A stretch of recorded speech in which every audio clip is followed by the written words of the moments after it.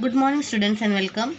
In the last lecture, we were talking about Major Dhyan Chand. Okay, in on 15th August 1936, there was a hockey finals between the Germany and India, and it was raining throughout the day. Early before one day before, okay, it was raining heavily, and the ground was totally wet. The Indian players were uncomfortable with this ground.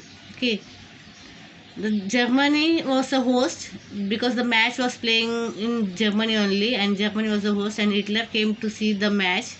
Even from India, also some of the Maharajas of Baroda states, Prince of Bhopal, and few other Indians were also watching the uh, hockey match, and they were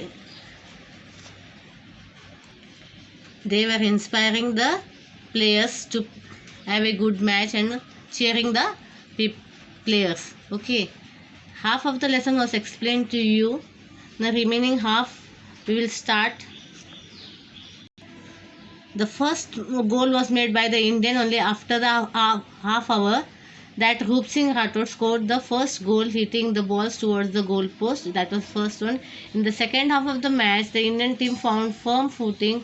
The entire team played one and made three more goals. Okay, against the Germany. It was unexpected because Germany was a good player, and they had not made a single goal. After that, you can see this. See here.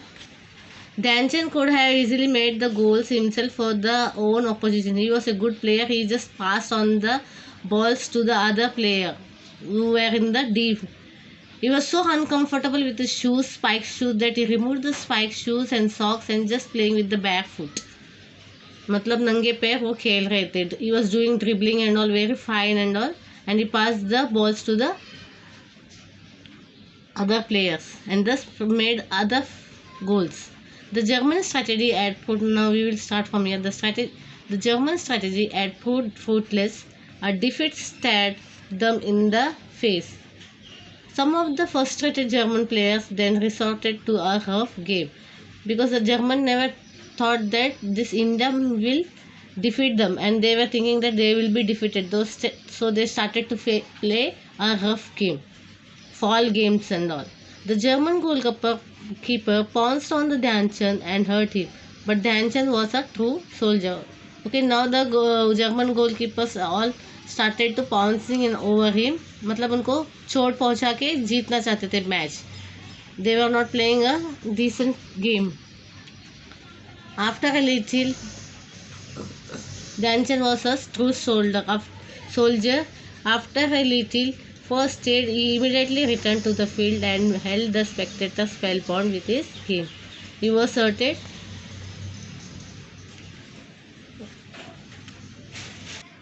So the Germans started to play a foul game. Okay, they started to hurt the Dhyan Chand, and he was hurted. He was given first aid, and again after that immediately he returned back to the field and held the spectators spellbound with his game.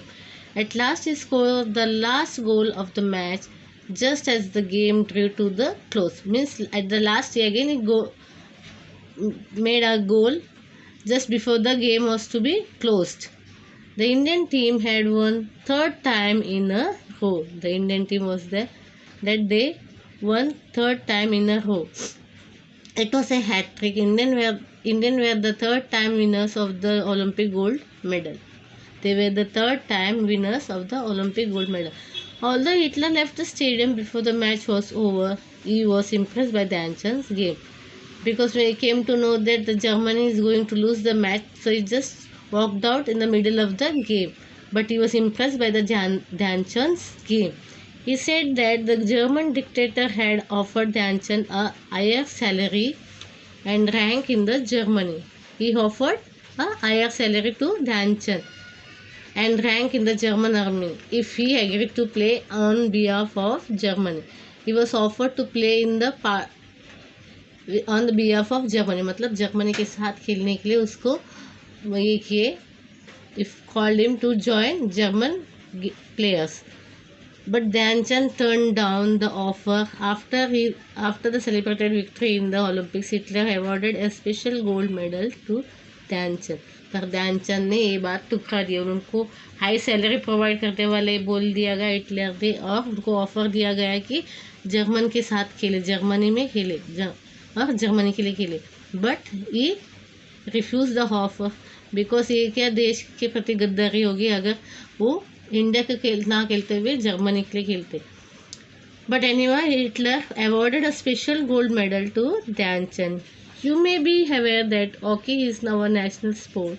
Major Dhyanchand's birthday, August 29, is celebrated as a national sport day. Okay, Major Dhyanchand's birthday, that is August 29, is celebrated as a national sport day in India. The famous national stadium in Delhi is named after the great hero Dhyanchand. The famous national stadium in Delhi was named after the great hero Dhyanchand. Who knows, perhaps one of you may carry the legacy of the Dhyanchand further and win great glory for our country. They are telling maybe one day you will carry on the legacy, you will be a good player and you also make the name of a Indian, मतलब India का नाम. Okay. Let's turn to the next part.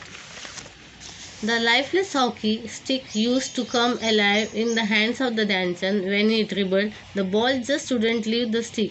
Means he was playing such a good match that the ball was stick to the hockey stick. Some people even stole his sticks and broke them open to see whether it contained a special glue or magnet. The others wanted to know that whether there was pasted a glue to it.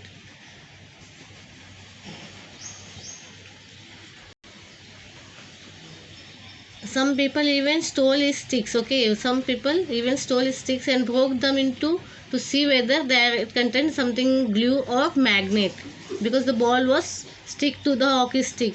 Dhyanchand was even made to play with other ordinary sticks, but even then his play was a charismatic as ever. Okay, means he was given the other stick. His own stick was taken away. He was given a ordinary sticks, so that they wanted to say whether he can play with these sticks also so nicely. Okay. Dhyanchand's real name was Dhyan Singh. He was a soldier in the Indian Army. He couldn't practice his game during the day because he used to busy in the duty as a soldier. Okay, Dhyanchand was a soldier and in the daytime he was not able to practice the games he used to do in the night time. That is why he used to practice at the night in the moonlight. It is believed that his coach fondly began to call him Dhyanchand. Chand meaning moons. Okay, he didn't get the time to play in the afternoon or the daytime, so he was playing in the night time. So he was commonly known as Dhyanchand. Chand means moon. The name stayed with him because he was playing in the light of the moonlight. He was playing on the moonlight. Okay, this is what is about his mention about his names and all, his sticks and all. So we have finished this lesson. Name of the following. Some of them has been done. We will complete the assignment in this lecture. Bye. See you in the next lecture.